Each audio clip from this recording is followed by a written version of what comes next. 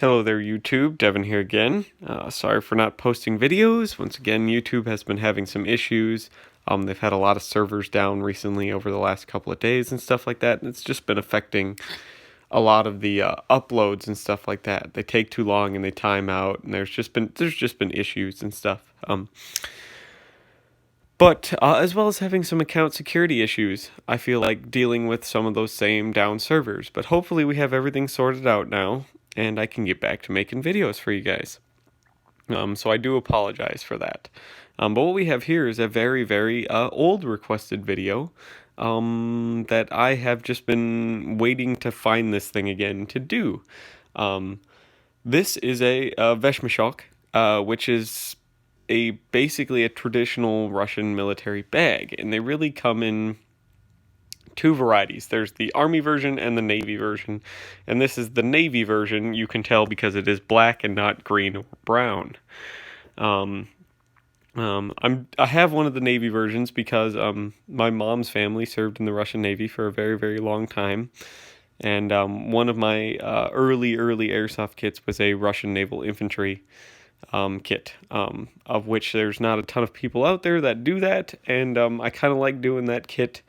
I still do, actually, it being probably my oldest kit. I like doing that kit a lot because it incorporates a lot of stuff that you don't see in Russian stuff, as far as like using modern body armor and old steel helmets and stuff like that. So it's just cool you get this mismatch of like time periods, basically, because there's only like 12,000 something Russian Marines, as they're known in the Western world, but they are just naval infantry. They're not really their own branch like the U.S. Marine Corps is, or a lot of other militaries have the Marine Corps as their own branch. They are actually part of the Navy, and they wear a Navy uniform, and they use a lot of Navy equipment. So that's where this comes from. This is part of my naval infantry kit, my Russian naval infantry kit. And you could tell the Army ones from the Navy ones again, because the Navy ones will be black, and the Army ones will be tan or kind of a light olive green.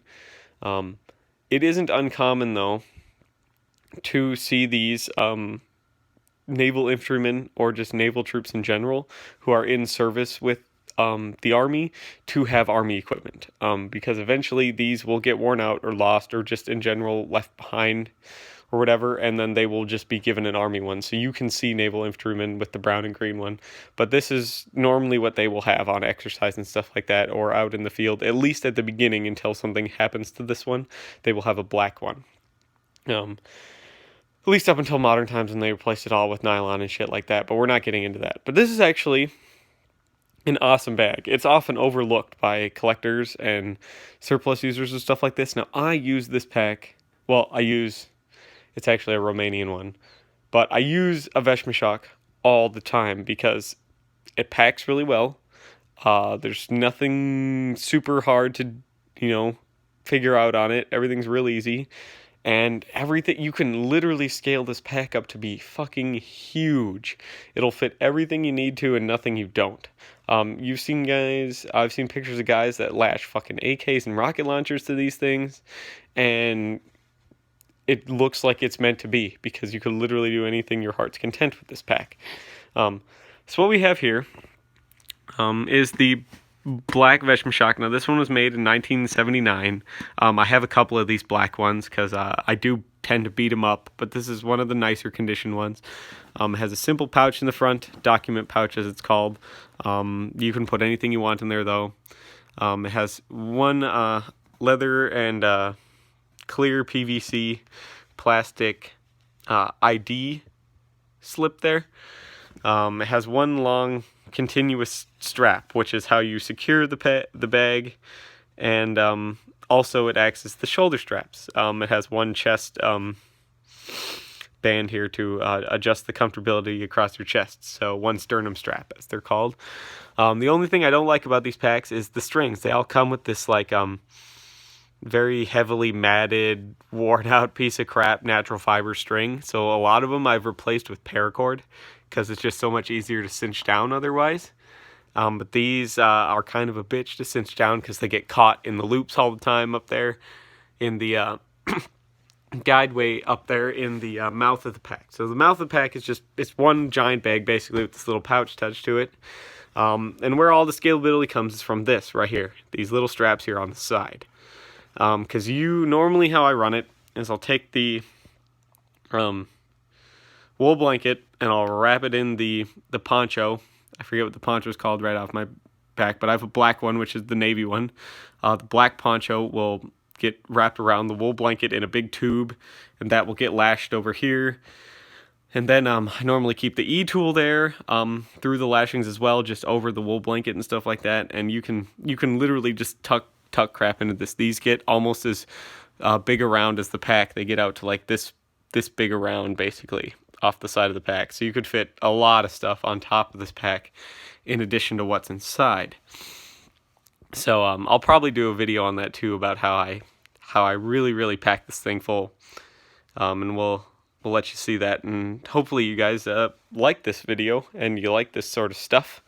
And if you do want to see that one, I'll let you know how I normally run it when I'm doing my naval infantry impression and stuff like that, and we'll let you see how it goes.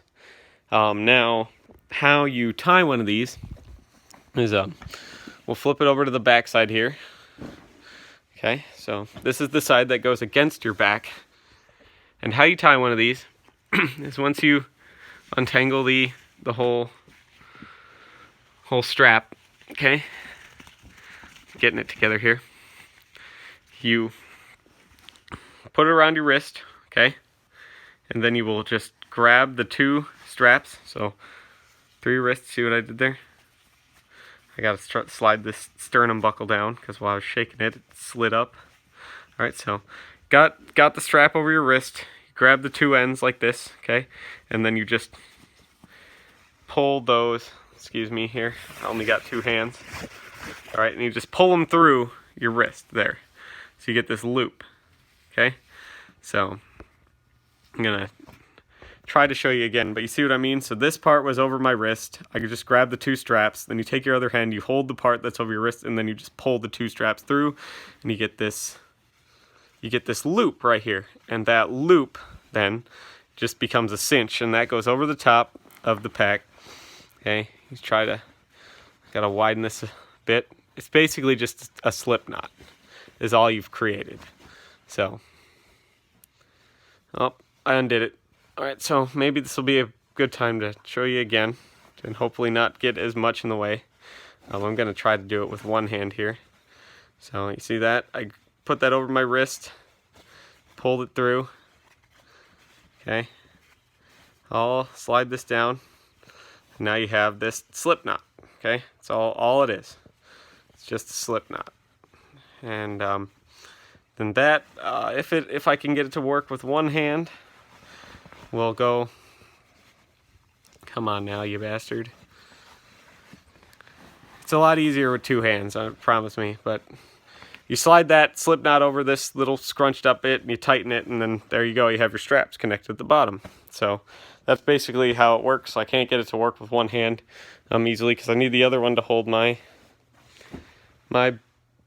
phone here, so my camera. But thank you so much for watching. Hopefully you guys like this video. I have it just filled with extra clothes just to give it some roughage so it's not flat. Hopefully I thought it would have made it easier to tie, but apparently not.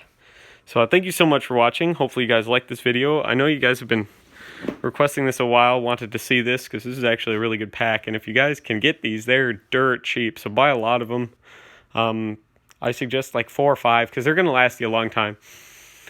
And they work really well. So they're also very easily scalable if you want to sew extra stuff on there. I've seen guys sew molly webbing on there to attach extra crap to them, and that's very easy to do. If you wanted to fabricate one of these, it's essentially a pillowcase.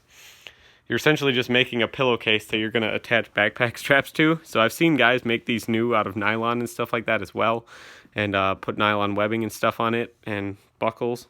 And it's really easy to make one of these too. If you want to make one in a certain pattern, you can make it as big or as small as you want then yourself. Just throw some straps on it, fold it over, you know, run a coat hanger and a shoelace through the top there, and you're all set. So thank you so much for watching. I'll see you guys in the next video, and hopefully this uploads and everything works out and we have no more hiccups in the future. So thank you so much for watching. Bye.